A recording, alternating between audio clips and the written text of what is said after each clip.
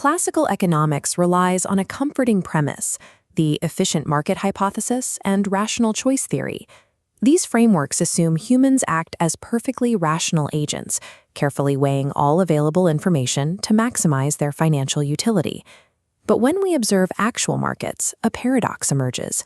Even highly trained financial professionals, equipped with perfect market data and sophisticated algorithms, systematically make choices that reduce their total returns. At the precise moment of decision, objective facts are frequently overridden by underlying psychological mechanics. These deviations are not random mathematical errors. They are cognitive biases, predictable, systematic departures from rational judgment embedded in the human brain. Human decision-making is a computed output. Before we take action, our brain filters data through an architectural layer of mental shortcuts, or heuristics, designed to save processing power. To accurately analyze financial markets, looking at objective numerical data is insufficient. We must first map the underlying cognitive architecture of the investors themselves. The foundation of this architecture consists of implicit self-beliefs.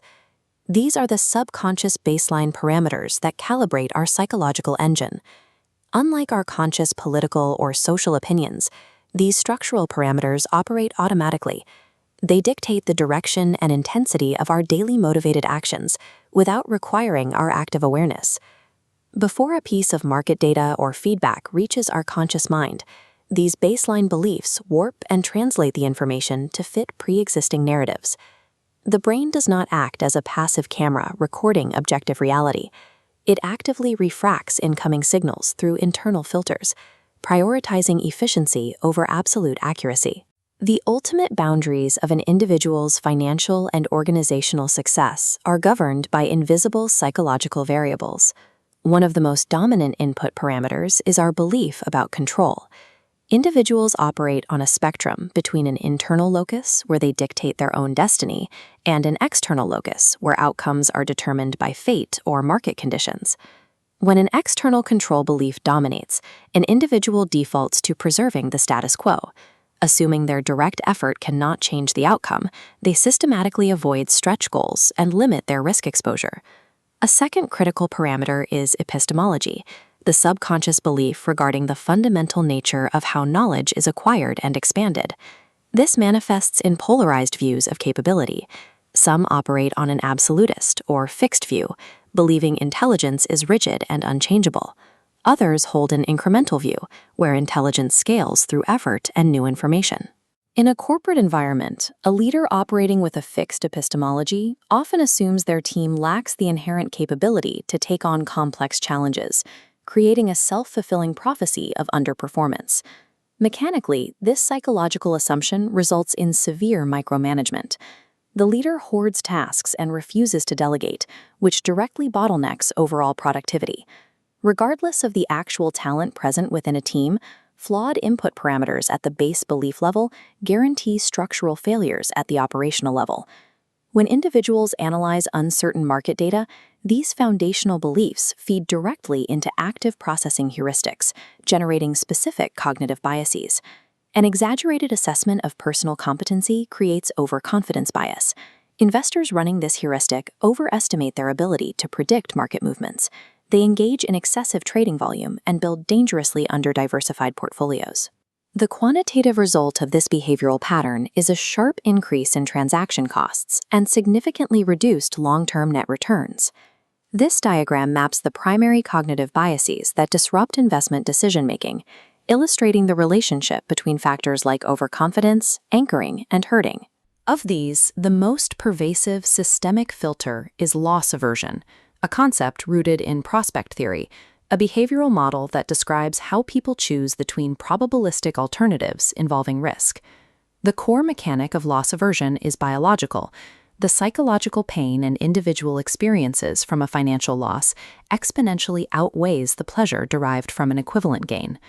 In active markets, this parameter manifests directly as the disposition effect.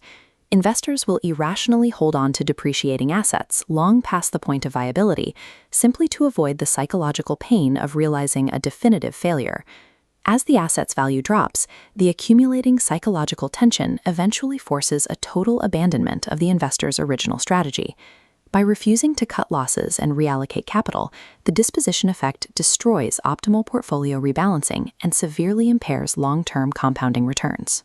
Computational shortcuts designed to provide the brain with psychological comfort are mathematically toxic to actual financial yield. When these individual cognitive errors are deployed en masse by millions of market participants, they aggregate into severe macroeconomic anomalies. Consider the bias of anchoring. This occurs when an individual relies too heavily on the first piece of information encountered during a decision sequence. In finance, this manifests when investors fixate on an arbitrary historical benchmark, like an initial public offering price, rather than recalibrating their models to current objective fundamentals. The ultimate collective manifestation of individual cognitive failure is herd behavior. Herding is driven by two combined forces, the desire for social proof and availability bias, where decisions are heavily influenced by the most immediate and easily recalled information. Driven by a fear of missing out, individuals abandon their own fundamental analysis in order to mimic the perceived safety of the larger group. This collective behavioral mimicry engineers massive asset bubbles and inevitably the subsequent crashes. Severe market volatility is rarely a pure economic failure based on data. It is a cascading psychological failure operating at a macroeconomic scale. Subconscious beliefs generate measurable, internal physiological changes alongside their external market outputs. The placebo effect provides empirical proof that belief alters objective biological reality. In clinical studies, patients with Parkinson's disease were administered inert sugar pills that they believed were active medication. The expectation of efficacy modified brain activation patterns, elevating dopamine levels and improving the patient's clinical symptoms. Beliefs serve as engineering instructions, directing the development of neural pathways and the subsequent dynamics of the market. The human brain relies on heuristics to conserve computational energy. We cannot simply delete our underlying cognitive architecture, nor can we eliminate biases through sheer willpower. The operational solution requires structural metacognition, building deliberate systems that monitor and regulate our own thinking. Institutional environments deploy algorithmic decision aids and behavioral nudges. These checkpoints intercept biased data flows and force rational recalibration before a trade is executed. At the individual level, frameworks like cognitive behavioral therapy, a psychological treatment focused on changing unhelpful cognitive distortions, are used to reprogram these subconscious parameters. Techniques like data journaling allow investors to observe their outdated thought patterns as objective data points, enabling them to consciously override emotional responses like the disposition effect. Mastering complex external environments, like the global financial markets, requires first mapping and overriding the invisible algorithms running inside the practitioner's own mind.